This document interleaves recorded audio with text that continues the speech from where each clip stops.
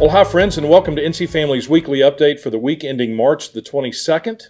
On Monday of this week, we were in Greenville, North Carolina for our annual Greenville Dinner and had a great time with friends and supporters there. Roger Severino, the former director of the Office for Civil Rights in the Trump administration, was our keynote speaker. Unfortunately, Roger, due to travel difficulties and flight cancellations, was not able to be there in person, but he did a great keynote address via Zoom, which we have linked for you under the video.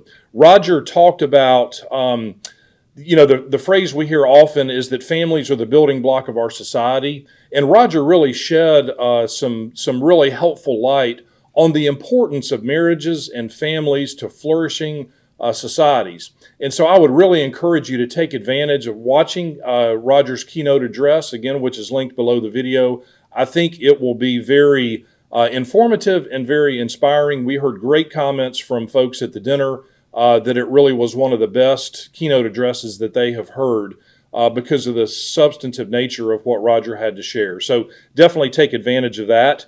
On the political front, as you may recall, the primary election in North Carolina took place just a couple weeks ago on March the 5th. And there were a couple of primaries where the top vote getter did not garner or capture the requisite 30% of the vote in order to avoid a runoff election.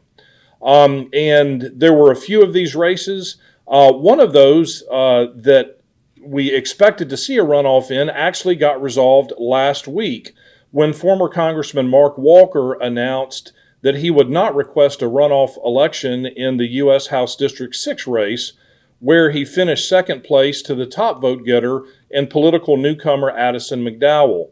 Apparently, former President Donald Trump, reached out to Mark Walker and invited him to be the director of his faith outreach component of his presidential election. And then, if President Trump gets reelected, I believe extended that invitation for Mark Walker to be heading up his faith outreach department within the White House.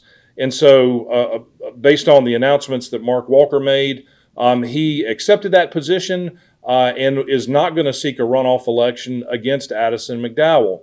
It's notable that in this race, there is no Democratic or general election challenger, so Addison McDowell is the de facto winner of this race in U.S. House District 6. So he will be representing North Carolina in the U.S. Congress. So that issue and campaign got resolved.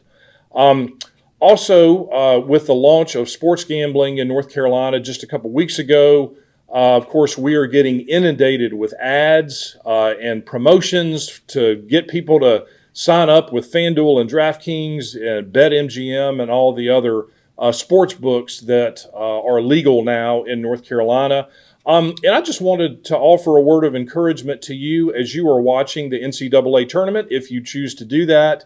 If you're watching with friends and family, take a moment to share with them concerns about gambling addiction. Oftentimes, gambling addiction is a hidden addiction that people you can't smell it on their breath, you can't see it in their in their mannerisms and things like that. But gambling addiction is a real addiction and is very harmful to individuals and families. And so just take an opportunity during the tournament to talk with family and friends about that. We've got lots of information about gambling addiction and the harms of gambling on our website at ncfamily.org. Some of those will be linked for you below the video.